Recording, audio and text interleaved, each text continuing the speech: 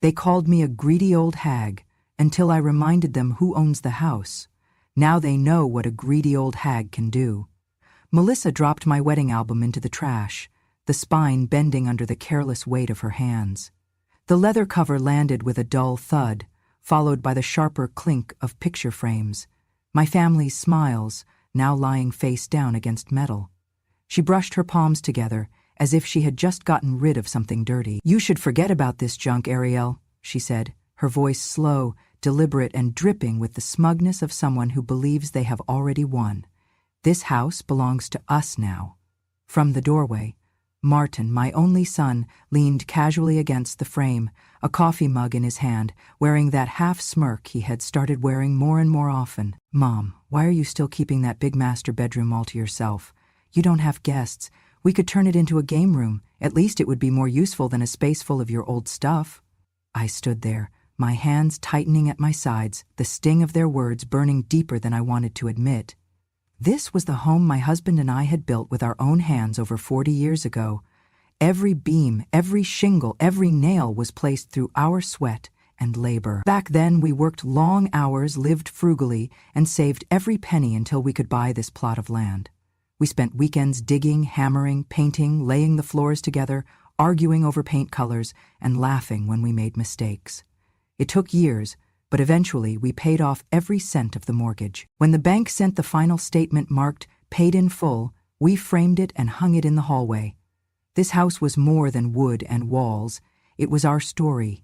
It was where we celebrated birthdays, where our son took his first steps, where my husband's laughter echoed down the halls late at night. After my husband passed, the house became quieter. The space felt bigger, emptier, but it was still mine, and I cared for it like I always had. I kept the garden blooming the way he liked, polished the railings he carved, and sat on the porch each evening with tea, watching the neighborhood shift and change while my home remained steady. Then came the phone call from Martin. He said he and Melissa wanted to move in to help me out, to be there for me in my old age. At the time, it sounded reasonable, sweet, even. I imagined having company for dinner, laughter in the kitchen again, maybe even the warmth of family filling the empty rooms. But it did not take long for me to realize the truth. Melissa arrived with her eyes already scanning the place like a buyer inspecting a property. She moved my things without asking, replaced the curtains with something she called modern but looked like it belonged in a cheap motel, and complained about the clutter. That, to me, was a lifetime of memories. Martin said little, but his silence spoke louder than words. He let her rearrange, criticize, and claim space that was not hers. And now here they stood, Melissa throwing my history into the trash, Martin suggesting my bedroom be gutted for their entertainment. Melissa crossed her arms, her stance wide like she was already the queen of this castle. "It's selfish to hold on to space you don't use," she said sharply. "We're here now, living here every day, paying for groceries, keeping the place running. It makes sense we use the rooms the way we want." I let out a slow breath. "Melissa, you use my credit card for groceries, and this house has been running just fine for decades without your help." Her eyes narrowed, but Martin quickly stepped in. "Mom, we're not trying to fight. We just think you're stuck in the past. The house needs new energy, and frankly, you're not using it right. We're cramped in the guest room while you've got all that space to yourself." Cramped? The guest room they occupied was larger than most master bedrooms in this city. This was not about space. It was about control. Melissa tilted her head, letting a pause stretch before delivering the final blow. "You've said before you'd leave the house to Martine when you're gone. Why wait? Why not just make it official now? You're holding on out of spite, fear, or maybe you're just greedy. Greedy." The word landed like a slap. I looked at my son, waiting for him to defend me, but he only met my gaze with an unsettling stillness, as if he agreed. I thought of the times I had bailed him out, when he'd dropped out of college, when his business failed, when his debts threatened to swallow him whole. I had sold a piece of my land to help him once, and now he stood here, letting his wife call me greedy for keeping what little I had left. I could have shouted. I could have told them to pack their things and leave that very minute. But I didn't. Instead, I turned, walked past them, and retrieved my wedding album from the trash. I set it gently back on the shelf. exactly where it had always been. Melissa's jaw tightened, but she said nothing. "This house is mine," I said finally, my voice calm and even. "It will remain mine until the day I decide otherwise." Melissa laughed, a short, sharp sound. "We'll see about that." Martin followed her out of the room, their footsteps fading down the hall. I sat back at the kitchen table, picked up my tea and took a slow sip. They thought I was beaten. They thought my silence meant surrender. Let them think that. If they wanted to see what a greedy old hag could do, I would show them. And they would never forget it. 10 years ago, long before Martin and Melissa were standing in my living room, acting like they owned it, the story between us had already begun to crack. It was during a time when Martin was drowning, his business venture had collapsed, and with it came a mountain of debt that could have easily buried him for years. I remember the night he came over. It was late, nearly 10 o'clock, and I had been in the kitchen washing dishes. He knocked once, softly, before stepping inside, his eyes darting away from mine like a boy caught doing something wrong. I dried my hands and asked him to sit, already sensing the weight he was carrying. He told me everything in a voice just above a whisper. The investors had pulled out, his suppliers were demanding payment, and the bank had begun sending notices that felt more like threats. It was bad, worse than he had admitted to anyone else. He had nowhere else to turn. I should have asked questions, pressed him about the risks he had taken, the mistakes he had made, but I didn't. I saw my son, the same boy who once brought me dandelions from the yard and thought they were roses, sitting in front of me with his shoulders bent under the kind of shame I recognized. I had been in his place once, when I was young and foolish. I knew the desperation in his eyes. I told him I had something. Not much, but something. The land my parents had left me, a stretch of green in the small town where I grew up, was divided into 2 parcels. One I had always planned to keep. The other I had been holding on to without a clear reason, except that it was mine. 2 weeks later, I sold that parcel. The money wiped away his debt, covered the penalties, and even gave him a little breathing room to start over. He hugged me that day like a drowning man grabbing the edge of a boat. He promised he would pay me back, promised he would never forget what I had done. But time has a way of making people forget their promises, especially when they start to believe they were owed what they received. Years passed, and Martin's life smoothed out. He married Melissa, a woman who, from the beginning, seemed to measure everything and everyone by what she could gain from them. She was charming enough to most people, but I could see the way her eyes wandered over my home during their first visit, the way she asked casual questions about what I planned to do with it in the future. When she became pregnant, they came over one Sunday afternoon, Melissa glowing and Martin with that cautious smile he wore when he wanted something. We had just finished lunch when he cleared his throat. "Mom, we've been thinking," he began, looking down at his plate as if the food there was suddenly fascinating. "It would really help us if we could get into a bigger place before the baby comes." Melissa placed her hand over her stomach in that theatrical way that people do when they want to remind you of a shared obligation. "The apartment is just too small for a nursery," she said. "We've been looking at houses, but with the market right now, the down payments are insane." I listened, already knowing where this was going. Martin glanced at me, then continued, "We remembered you still have that piece of land back in Oak Ridge. If you sold it, you could easily help us buy a place. It would be a real blessing, Mom." I put my fork down and folded my hands on the table. "That land is where my parents are buried," I said. "It's not just dirt to me, Martin. It's home. It's history." Melissa gave a soft laugh that was anything but amused. "History is nice, but you can't live in history. This is about the future, our future, and your grandchild's future." I felt something twist in my chest, the same place where guilt likes to settle, but I also felt the sting of remembering the first parcel I sold for Martin. I remembered the relief in his eyes that day, and how quickly that relief had turned into expectation. I would not make the same mistake again. "I'm sorry," I said, my voice steady. "The land is not for sale." Melissa's smile vanished like a light switched off. She leaned back in her chair, her eyes sharp. "So you'd rather keep a field with a couple of headstones than help your own family?" Martin looked at her, then at me, and I could see his decision in the way his jaw tightened. "I can't believe you," he said. "After everything you've done for me," I repeated, my voice quieter now but far heavier. "Martin, I sold land to keep you from losing everything. I have opened my home to you whenever you've needed it. He cut me off with a shake of his head. "Forget it. We'll figure it out ourselves." But his tone carried no gratitude, no humility, only resentment. From that day forward, something in the way they looked at me changed. I could feel it in the clipped phone calls, the lack of visits, unless they needed something. Melissa began making sly comments at family gatherings. "Ariel's got her land and her house all to herself," she'd say with a little shrug, as if to imply I was hoarding treasures from the people who deserved them. Before long, the whispers became more direct. I heard from my niece that Melissa had told her I was selfish and holding on to things just to feel important. Martin never corrected her. If anything, he seemed to enjoy the narrative. They were the struggling young couple, and I was the rich, stubborn old woman sitting on assets I refused to share. It didn't matter to them that the land was sacred to me, that I had already sacrificed a part of my inheritance to save Martin once. In their eyes, my refusal this time erased every kindness I had ever given. They began to treat me not as a mother or mother-in-law, but as an obstacle.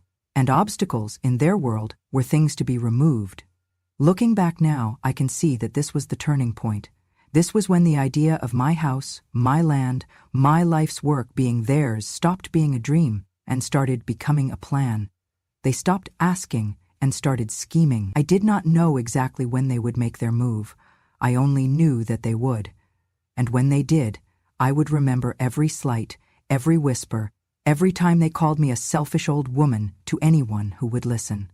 Because the truth is, they taught me something in those years. They taught me that generosity, when given to the wrong people, becomes an invitation for greed. And greed, as they were about to learn, is a dangerous thing to provoke in someone like me.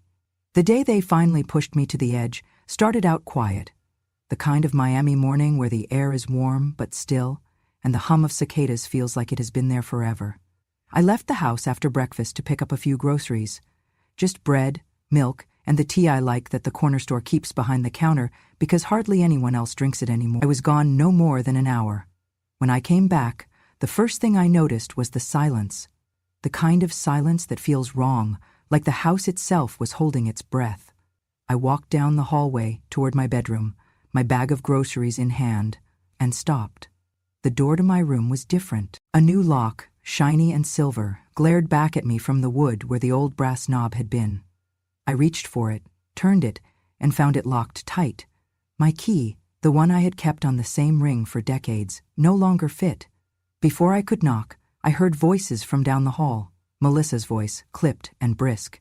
I followed it to the garage, and when I pushed the door open, the air inside smelled faintly of dust and the faint sweetness of cedar from my old hope chest. And there, scattered across the concrete floor, was my life. My dresser, pushed against the wall beside the lawnmower. My nightstand, its drawers hanging open. My clothes, still on hangers, stacked in uneven piles. Even the quilt my mother had sewn for me when I got married was draped carelessly over a stack of cardboard boxes. It was as if my entire existence had been uprooted and dumped in storage. Melissa was standing in the middle of it all, her phone in one hand, her other hand on her hip. She didn't look up when she said, "Guests sleep in the garage. Guests who don't pay rent should leave altogether." I set the groceries down slowly, the plastic bag handles biting into my fingers. "Melissa," I said, keeping my voice even, "this is my house. That was my room." She looked up then, meeting my gaze without a flicker of hesitation. "Not anymore. You said we could live here, so we're making some changes." "You don't use that big room," Melissa said with a shrug. "Let me repeat one more time. Like I said before, you don't even use that big room. We could turn it into something useful, maybe a home office or a studio. Anything's better than it sitting full of your old junk." Before I could answer, Martin walked in from the side door, a folded piece of paper in his hand. He didn't meet my eyes right away. "Mom," he began, his tone almost rehearsed. "We've been talking. This arrangement, it's not working. You're holding on to things that would be better for all of us if you let go." He held out the paper. "This is a transfer of ownership form. Just sign it and everything will be easier. You'll still get to live here, but the house will officially be ours. That way we can take care of it properly." I didn't take the paper. "No." His jaw tightened. "If you don't sign, then next week you'll be in a nursing home. At least there someone will be willing to listen to you talk." The words hit me like cold water. Not because I feared a nursing home, I feared nothing from them anymore, but because of how easily my son, my own flesh and blood, could speak to me that way. "Martin," I said slowly, "your father and I built this house. We paid for it, brick by brick, and you're standing here asking me to give it away like it's nothing." He stepped closer, the paper still held out, his voice harder now. "I'm not asking, Mom. I'm telling you, if you want to make this easy, sign it. Otherwise," Melissa cut in, her voice bright and false, "otherwise we'll have to do things the hard way, and you don't want that, do you?" I looked at both of them, the woman who had married my son and immediately set her sights on my home, and the son who had once cried in my arms when his business failed, who I had rescued with the land my parents left me, and now here they were, treating me like a trespasser in my own life.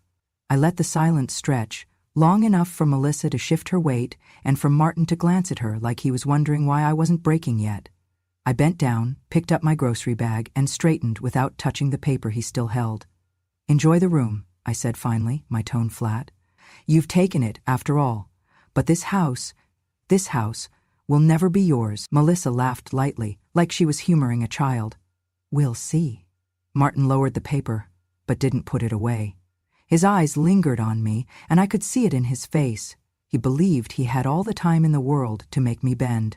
What he didn't know, what neither of them knew, was that this was the moment I stopped being passive.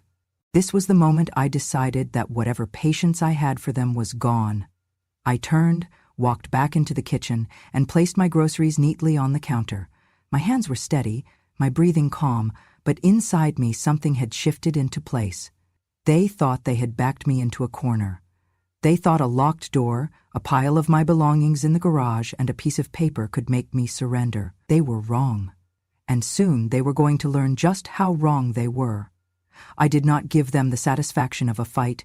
I knew that was what they wanted, to see me shouting, to catch me angry, so they could twist the story later into something they could use. Instead, I nodded once, turned away, and went about my evening as if nothing had happened. But inside, the decision had already been made. That night, after the house went quiet, I sat at the small desk in my room, no longer the master bedroom, but the cramped spare space they had decided was good enough for me. I pulled out my old address book, the one I had kept for decades, its pages worn soft from use.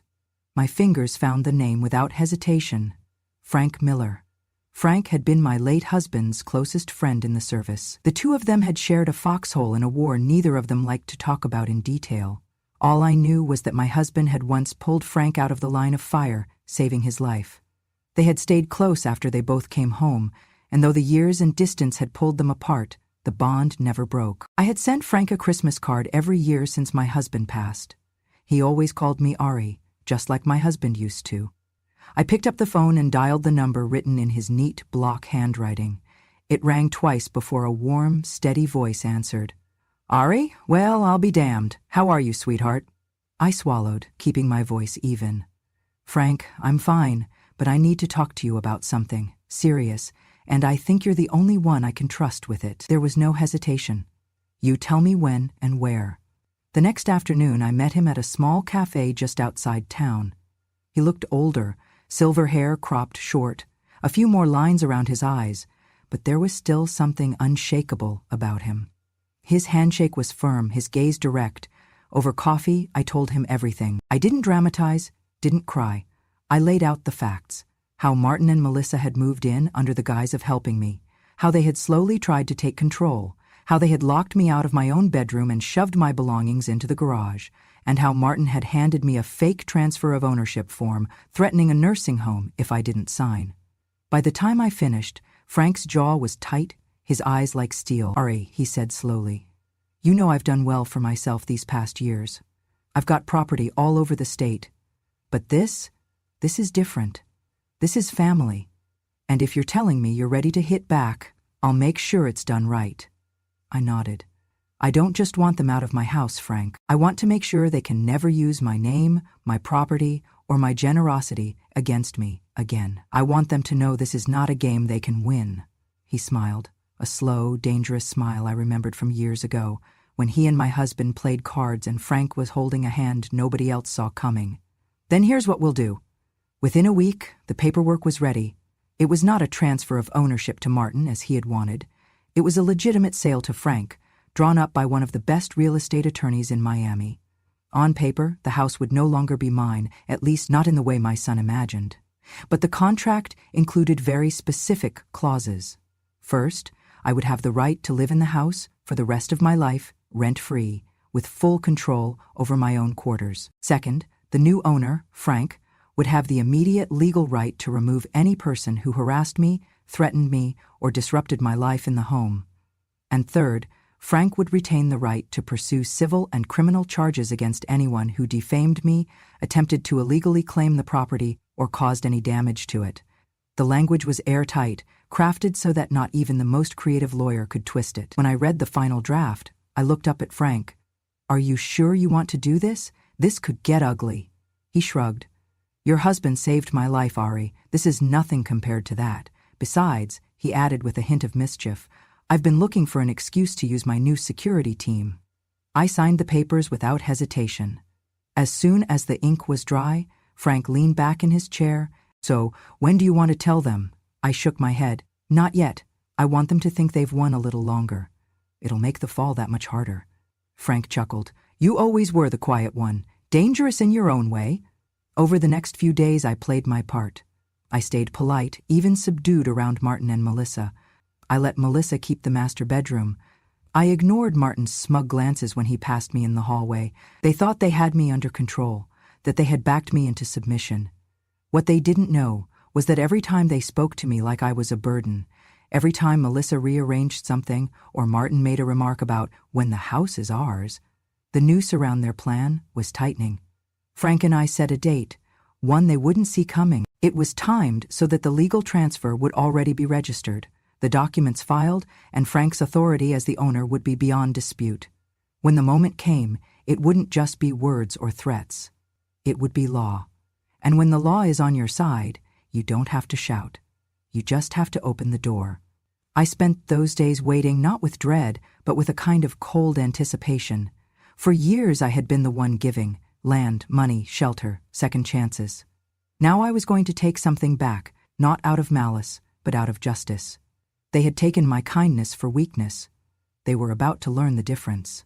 The day of the transfer was warm, the kind of Florida afternoon where the sunlight feels heavier than it should. I had spent the morning in the kitchen, watching the clock, waiting for the moment when justice would finally arrive. At exactly 2 o'clock, the sound of tires on gravel announced Frank's arrival. When I stepped onto the porch, there he was, dressed in his formal military uniform, the medals on his chest catching the sun. Behind him, 2 police cruisers idled, their engines humming. Frank had always been a man of presence, but today he was the embodiment of authority. Martin and Melissa stood frozen on the front lawn, their faces pale as Frank walked toward them, holding a thick envelope of legal documents.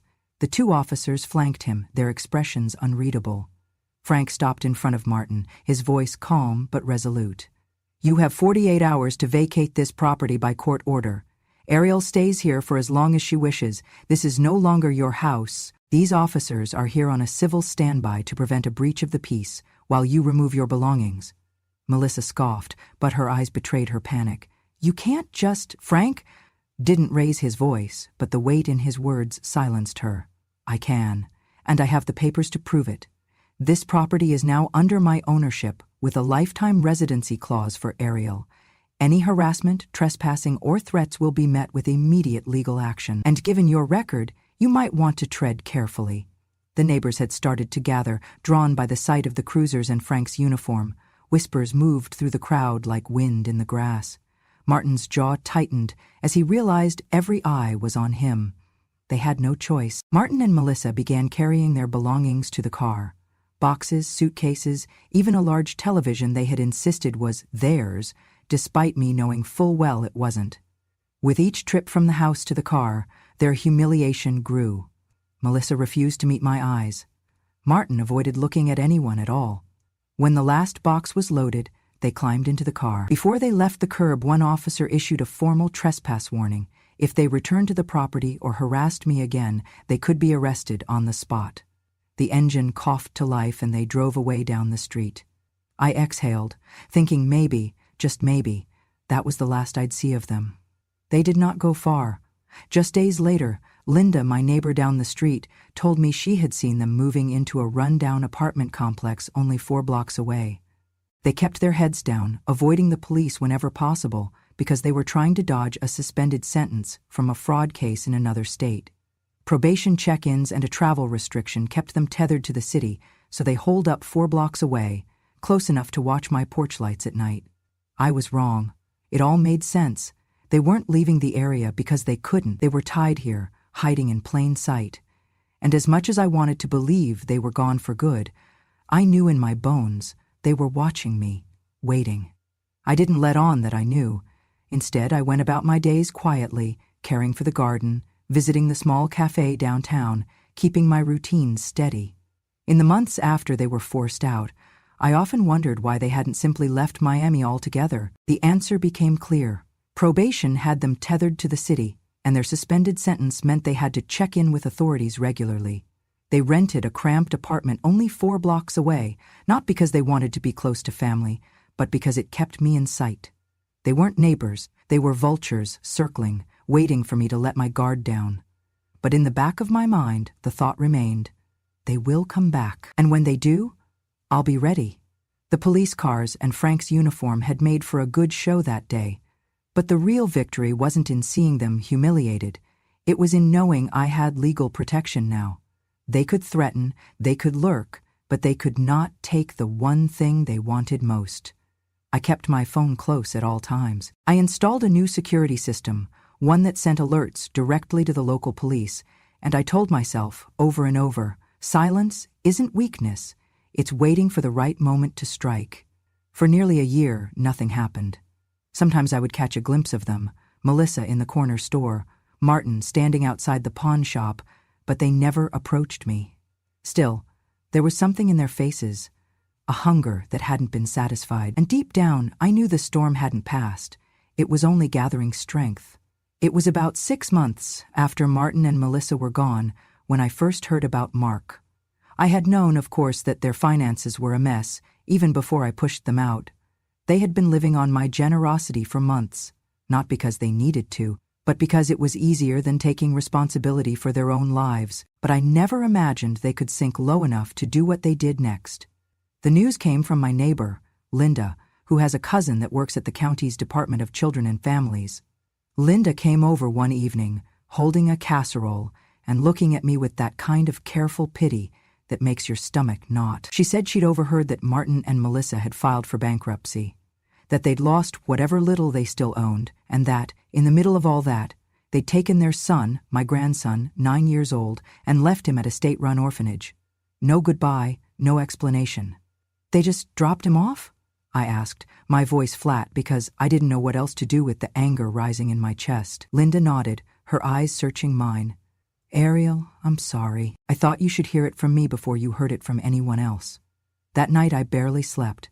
I kept picturing Mark as I remembered him, skinny arms, brown hair always falling into his eyes, the way he used to sit quietly at the kitchen table when they still lived here, as if afraid to speak. He had never been a loud child. Melissa called him difficult.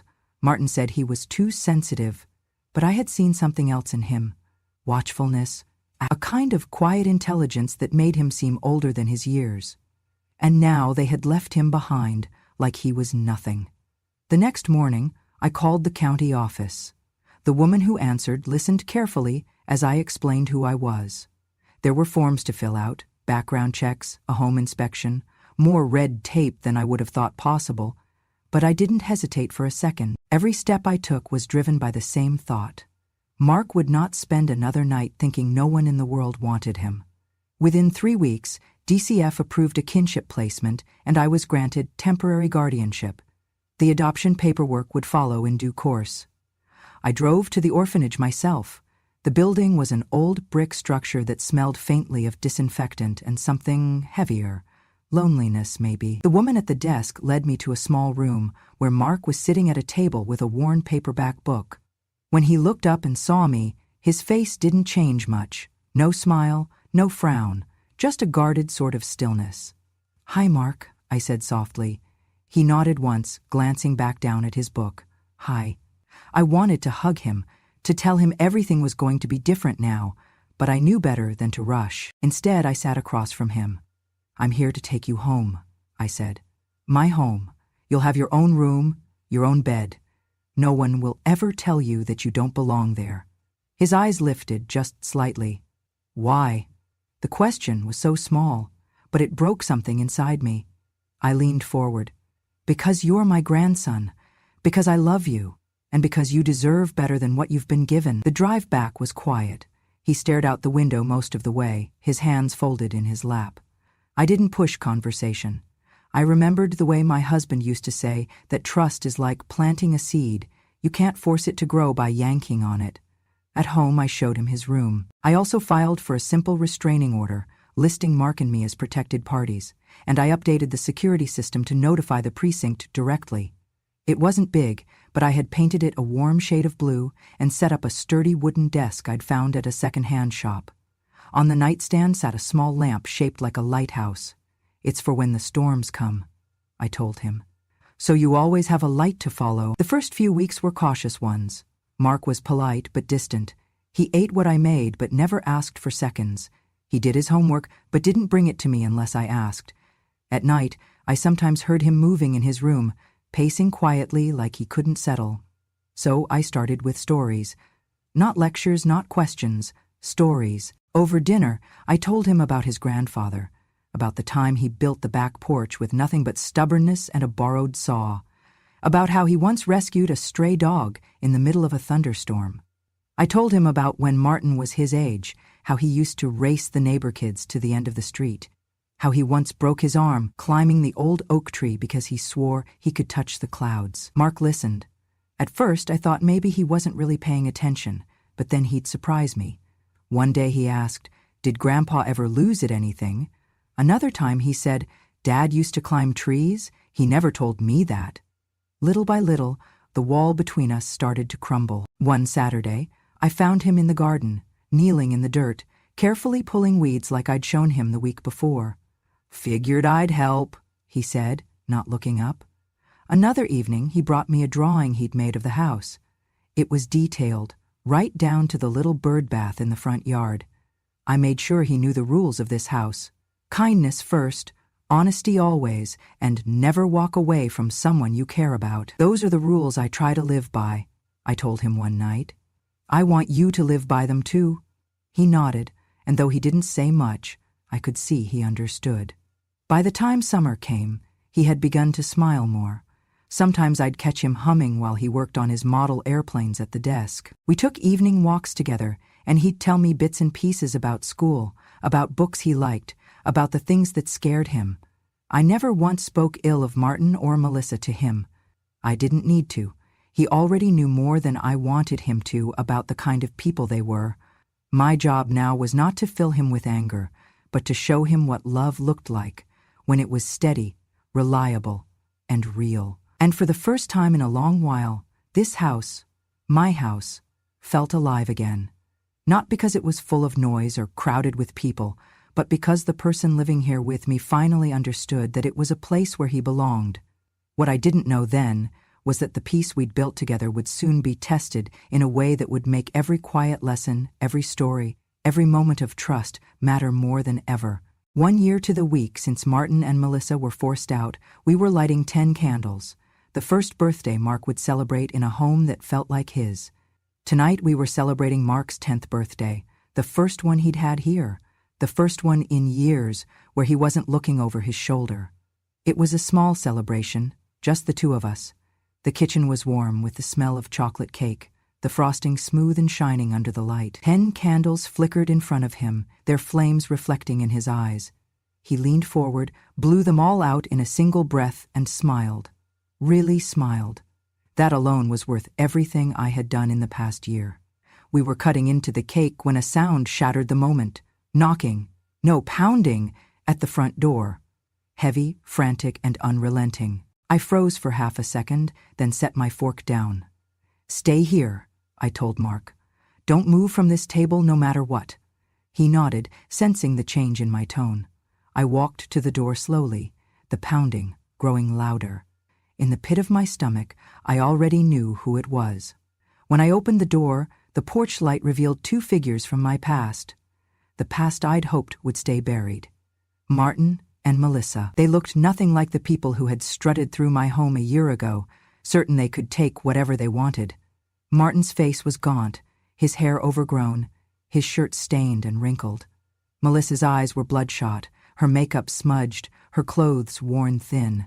The scent of stale alcohol and cigarettes clung to both of them. Martin tried to force a smile. "Mom, we need to talk." I stayed in the doorway, blocking their view of the kitchen. "What do you want?" Melissa's voice was sharper, with an edge of desperation. "We've lost everything. The place we were staying kicked us out. We need a place to stay." "And money?" I shook my head. "No." Her eyes narrowed. "If you don't help us, you'll regret it." Martin's expression hardened. "This isn't a request. We're broke, Mom.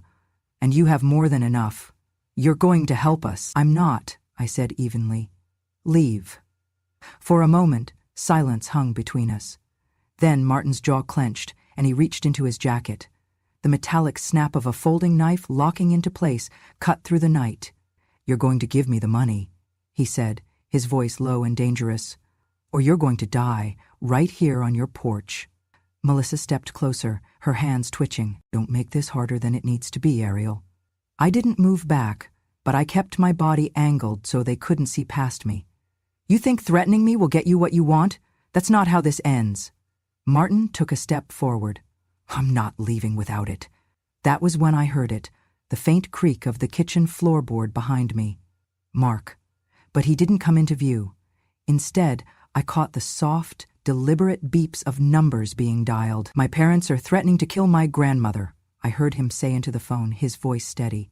"Please send officers right away." Melissa's eyes flicked toward the sound, realization dawning too late. In the distance, sirens began to wail, growing louder with each passing second. Martin's grip on the knife tightened. "You called the cops?" I allowed myself the smallest of smiles. "No." Mark did. For the first time, I saw something shift in Martin's eyes, not just anger, but a flicker of shame. His own son had chosen to protect me, the woman he'd tried to destroy. The night air split with the crunch of boots on gravel and the clipped voices of officers calling commands. Flashlights cut across the porch, throwing Martin and Melissa into stark relief. The officers didn't waste time. One moved to block Martin's path, the other closed in on Melissa. Metal cuffs snapped shut, cold and final. "Drop the knife," one barked. Martin froze for a heartbeat, then let the blade fall to the porch with a dull clatter. The officers moved in fast, cuffing him and Melissa before they could say another word. As they were led toward the cruisers, Martin twisted his head toward Mark, his voice raw. "You ungrateful brat! You've destroyed your own father and mother. You'll pay for this!" Mark stepped forward, his small frame steady in the porch light. "I'm not cold-blooded like you," he said clearly. "You just got what you deserve. You tried to destroy your own mother. You're the ungrateful one." Martin stopped speaking, the fight gone from his face. Melissa opened her mouth to plead, but no words came. The doors of the cruisers slammed shut, and the cars pulled away, leaving only the echo of sirens fading into the night. Mark came to stand beside me, his hand slipping into mine. "I understand everything they've done," he said quietly, "and I'm grateful for you. I'll study hard, and I'll repay you one day. Please believe in me." I squeezed his hand, the warm glow from the kitchen spilling out behind us. "I do, Mark. I always will." We stepped back inside, leaving the dark night outside where it belonged. And that's the truth of it. Some people will tell you family is everything, but the truth is, family is only everything if it acts like family. They called me a greedy old hag. They tried to take my home, my dignity, and even my life. But all they really did was give me a reason to fight harder for the only family I have left. If you've ever been underestimated, if you've ever been pushed aside, I want you to remember this. Revenge doesn't have to be loud. Sometimes the quiet kind is the one they never forget. This was my story. If you want to hear more true stories from this old heart, stories of betrayal, justice, and the kind of